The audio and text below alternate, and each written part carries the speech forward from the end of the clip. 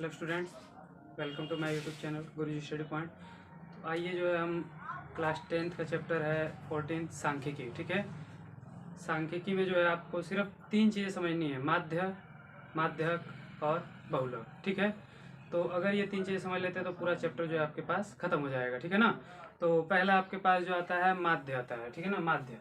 ठीक है, तो माध्य के जो है हमारे पास 3 फॉर्मूले होते हैं स्टूडेंट। ठीक है ना, चलिए आइए इसको बताते हैं। तो पहले सबसे पहले देखिए आपके पास आयु दी है वर्षों में, फिर मरीजों की संख्या दी है। ठीक है स्टूडेंट, तो ये आपके पास जो है एफ आई होता है, इसको क्या बोलते हैं, एफ आई, बारंबारता जिसको बोलते हैं ना आप लोग। ठीक है, फ्रीक्वेंसी। ठीक है, वो है ये। यहाँ से फिर हम निकालते हैं एक्स आई, निकालते हैं स्टूडेंट। तो एक्स आई जो है आपके पास कैसे निकलता है, जो आपके पास क्लास इंटरवल है। ठीक है ना, यहाँ पर देखेंगे ऊपरी सीमा प्लस निचली सीमा। ठीक है स्टूडेंट, ऊपरी सीमा प्लस निचली सीमा बटा में 2, तो 20 बटा के 2 यानी ये आधा हो जाएगा, 10 हो जाएगा। ठीक है स्टूडेंट, तो पहले का 10 हो गया।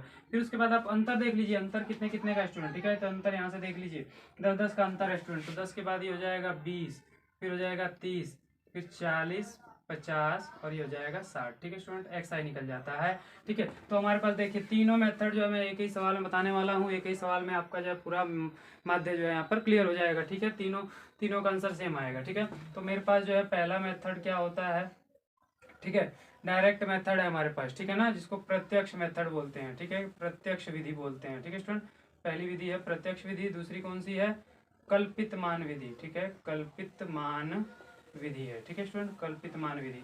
और तीसरी हमारे पास है पग विचलन। ठीक है, पग विचलन विधि, पग विचलन विधि। ठीक है, तो आइए पहली विधि प्रत्यक्ष विधि करते हैं। प्रत्यक्ष विधि में क्या होता है, एफ आई एक्स आई निकालते हैं आप। ठीक है ना, एफ आई एक्स आई, तो एफ आई ए है, एक्स आई है, गुणा कर दीजिए, 60 हो जाएगा। यहाँ पर 11 दूना के 22, 220 हो जाएगा। फिर 21 63 हो जाएगा, 630 हो गया, 4 बार 92 हो जाएगा, 920 हो जाएगा, 14 5 70, 700 हो गया, अच्छा 30 यानी 300 हो गया स्टूडेंट। ठीक है, तो यहाँ से हम क्या करते हैं, एफ आई का योग निकालते हैं स्टूडेंट। ठीक है, एफ आई का योग करते हैं और एफ आई एक्स आई का भी योग करते हैं स्टूडेंट। ठीक है, दोनों का।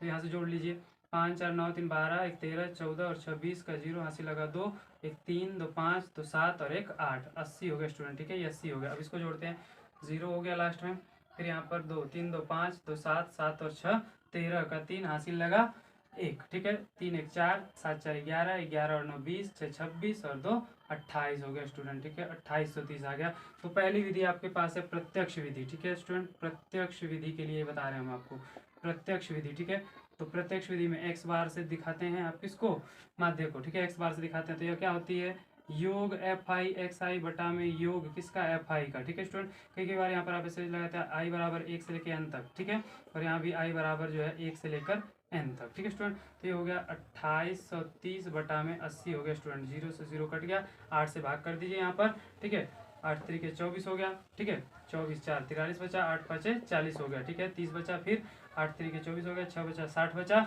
ठीक है, 8 7 56, 4 40 बच गया, 8 5 40। तो ये आंसर आ गया स्टूडेंट इसका। ठीक है, ये आपका प्रत्यक्ष विधि से जो है आंसर आ चुका है। ठीक है, अब दूसरी विधि करते हैं हम, कल्पित मान विधि। तो कल्पित मान विधि में इसका प्रयोग जो है नहीं है आपके पास। ठीक है, तो कल्पित मान विधि के लिए जो स्टेप अगला स्टार्ट होता है, इसको छोड़ देंगे आप स्टेप को। ठीक है, कल्पित मान में आप इसको नहीं लिखेंगे, यहाँ तक स्टेप जो है आपका वही सेम रहेगा कल्पित मान के लिए, इसको नहीं करेंगे। ठीक है, तो कल्पित मान के लिए क्या करते हैं, इस एक्स आई में से किसी को ए मान लेते हैं। ठीक है, मान लीजिए 3 और 3 बराबर है, तो किसी को या तो इसको बीच के मान को मान लेते हैं। ठीक है, तो इसको ए मान लेते हैं। ठीक है, कल्पित मान विधि को ए मान लिया। ठीक है, तो इसके बाद डी आई निकालते हैं। ठीक है ना, कल्पित मान विधि में डी आई निकालते हैं स्टूडेंट। डी आई कैसे निकलता है, एक्स आई में से ए को क्या करना होता है, घटाना होता है। एक्स आई में से ए को घटाना होता है, घटाइए, 10 में से 30 को घटाएंगे तो यह आ जाएगा माइनस का 20, 20 में से 30 घटाएंगे माइनस का 10, और 30 में से 30 घटाएंगे 0, फिर 40 में से 30 घटाएंगे तो आ जाएगा 10, फिर 50 में से 30 घटाएंगे तो आ जाएगा 20, और 60 में से 30 घटाएंगे तो आ जाएगा 30। ठीक है स्टूडेंट, तो ये आपके पास आ गया एक्स आई माइनस ए जो है डी आई आ गया। फिर उसके बाद स्टूडेंट क्या करते हैं हम लोग, एफ आई डी आई निकालते हैं। ठीक है स्टूडेंट, क्या निकालते हैं, एफ आई डी आई। तो एफ आई को डी आई से गुणा करेंगे तो 6 दूना के 12, माइनस का हो गया 120 हो गया स्टूडेंट। ठीक है, माइनस का 120, 11 कम 11 यानी माइनस का 110 आ गया, और ये हो गया 0 आपके पास। फिर 23 एकम 23, 230 हो गया स्टूडेंट। फिर 14 दूना के 28 हो गया। ठीक है, 280 हो गया यहाँ पर, और फिर 5 तरीके 15 यानी 150 हो गया। फिर इसका भी योग निकालते हैं, एफ आई डी आई का योग निकालते हैं स्टूडेंट। ठीक है, एफ आई डी आई का योग निकालते हैं यहाँ पर। तो एफ आई डी आई का योग करते हैं यहाँ पर, देखिए ये माइनस वाला जोड़ दीजिए, तो ये हो गया 0 2 1 3 1 1 2, ये माइनस का हो गया, ठीक है, ये माइनस का ये प्लस का है, तो ये तो कैंसिल आउट हो गया, यानी ये दोनों बचा सिर्फ, तो 0 8 5 13 का 3 2 1 3 और 1 4 430 हो गया स्टूडेंट। देख लीजिए इसका योग माइनस 230, ये प्लस 230 कट गया, ये बचा तो इसको जोड़ लिया हमने। तो चलिए दूसरी विधि हमारे पास कौन सी आती है स्टूडेंट, कल्पित मान विधि, ठीक है। दूसरी विधि कौन सी आती है, कल्पित मान विधि, ठीक है स्टूडेंट।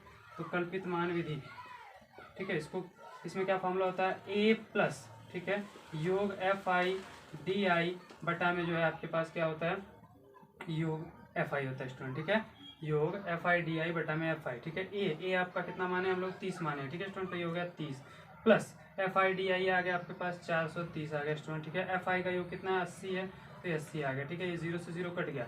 एलसीएम लेंगे आप तो 8 3 के 24, 240 आ जाएगा प्लस 43 हो जाएगा स्टूडेंट, ठीक है, 240 प्लस 43 हो जाएगा और बटा में आ जाएगा 8 आपके पास, ठीक है। तो इसको जोड़ते हैं तो ये हो जाएगा 3 4 और 4 8 आ जाएगा और फिर 2 आ जाएगा 283 बटा में 8, 283 बटा में 8 ये भी था स्टूडेंट, तो इसको भी भाग करेंगे तो इतना ही आएगा 35.375 आ जाएगा, ठीक है स्टूडेंट। तो दोनों का आंसर सेम आ चुका है, तो यानी प्रत्यक्ष विधि कल्पित मान विधि हो गई आपके पास।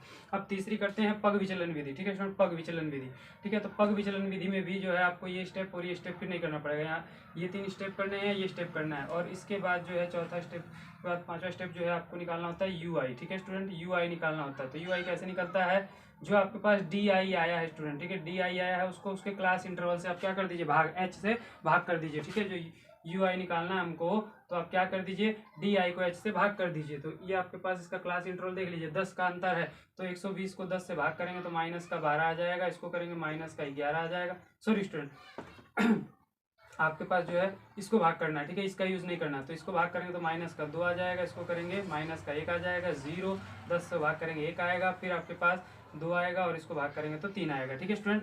चलिए तो उसके बाद जो है आपके पास फिर क्या करना होता है, वही चीज़ जैसे एफ आई एक्स आई निकाले, एफ आई डी आई, इसी तरह से यहाँ पर हम एफ आई यू आई भी निकालेंगे स्टूडेंट, ठीक है, एफ आई यू आई भी निकालेंगे। तो एफ आई ये रहा स्टूडेंट 6 दुना के 12 हो गया, ठीक है, फिर 11 एकम 11 हो गया, फिर 21 0 0 हो गया, फिर 23 एकम 23 हो गया, फिर 14 दुना के 28 हो गया और 5 तरीके 15 हो गया स्टूडेंट। फिर इसी तरह से इसका भी योग करेंगे, एफ आई यू आई का भी योग कर लेंगे। तो योग कीजिए तो माइनस वाला जोड़ लीजिए, 2 और 1 3 हो गया, 1 1 2 हो गया, माइनस का 23 हो गया स्टूडेंट, 23 से 23 कट गया, ठीक है। अब इसको जोड़ लीजिए 8 5 13, ठीक है, 3 हो गया, 2 1 3 और 1 4 43 आ गया स्टूडेंट। तो अब तीसरी विधि जो है हमारे पास, ठीक है, यह पहली विधि थी आपके पास प्रत्यक्ष विधि, दूसरी कल्पित मान विधि, अब तीसरी जो है हमारे पास क्या है, पग विचलन, ठीक है स्टूडेंट, पग विचलन विधि, पग विचलन विधि, ठीक है। पग विचलन विधि में क्या करते हैं, हमारे पास फॉर्मूला क्या हो जाता है, ए प्लस योग एफ आई यू आई बटा में योग एफ आई और यहाँ पर गुणा में हो जाता है एच हो जाता है स्टूडेंट, बस में एच बढ़ जाता है, ठीक है। तो आ जाइए, ए आपका कितना था, ए आपका 30 है, ठीक है, तो यहाँ पर ए हो गया 30 प्लस एफ आई यू आई आ गया 43 आ गया, ठीक है स्टूडेंट। और एफ आई आपके पास जो है योग एफ आई जो है आपके पास 80 है, तो ये 80 आ गया और गुणा में एच, एच जो है अंतर, इसका अंतर कितने का है स्टूडेंट, 10 का है, तो 10 आ गया, यहाँ पर 0 से 0 कट गया स्टूडेंट, ठीक है। फिर एलसीएम लेंगे तो 8 3 24 240 प्लस 43, ठीक है स्टूडेंट, और बटा में 8 आ जाएगा।